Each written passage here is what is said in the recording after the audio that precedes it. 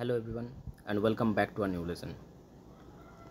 তো বন্ধুরা, আজকে আপনাদের সাথে আমি যেই ভিডিওটা শেয়ার করতে চলেছি সেই ভিডিওটাতে আমি আপনাদেরকে দেখাবো কিভাবে আমি অর্ডারকে ট্র্যাক করতে পারি।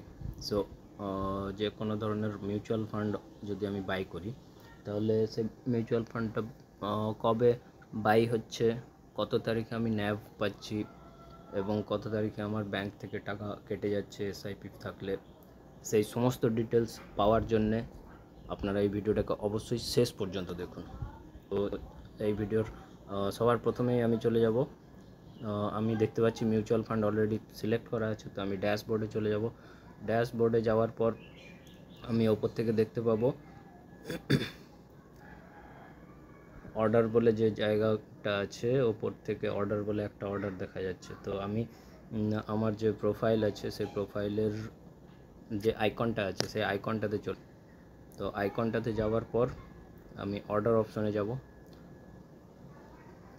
আবার আমি রিপিট করছি, আমি ড্যাশবোর্ড ওপেন করার পর যে আইকনটা থাকে সেই আইকনে গেলে আমি মিউচুয়াল ফান্ডের অর্ডারগুলোকে ট্র্যাক করব, এটা আমি প্রথমে বলেছি। সো মিউচুয়াল ফান্ডের অর্ডারে আমি চলে এসেছি। দেখো, প্রথমে বাঁ দিকে স্টকস আছে, ডান দিকে মিউচুয়াল ফান্ড আছে। তো আমি মিউচুয়াল ফান্ডের অর্ডারে ডাইরেক্টলি চলে এসেছি।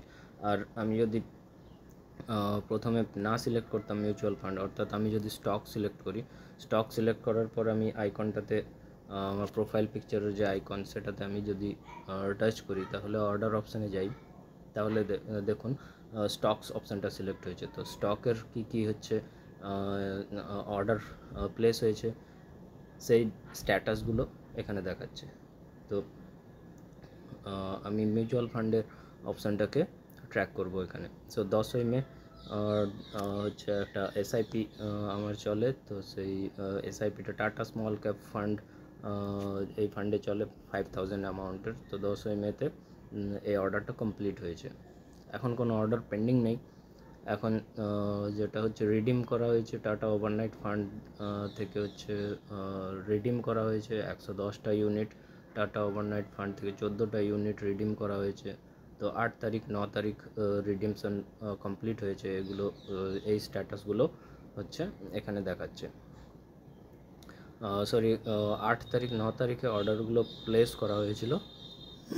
একটা অর্ডার 8 তারিখ প্লেস করা হয়েছিল, একটা অর্ডার 9 তারিখে প্লেস করা হয়েছিল।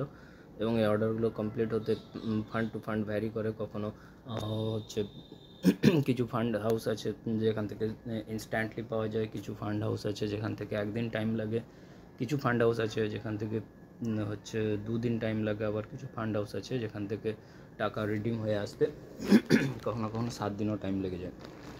তো সেটা যাই হোক, আমি অর্ডার কোন জায়গাটা থেকে পাওয়া যায়, আমরা অর্ডারকে কীভাবে ট্র্যাক করব, সেটা নিয়ে আজকের এই ভিডিওটা ছিল। তো এই ভিডিওটাতে এতটাই। Thank you so much for watching this video.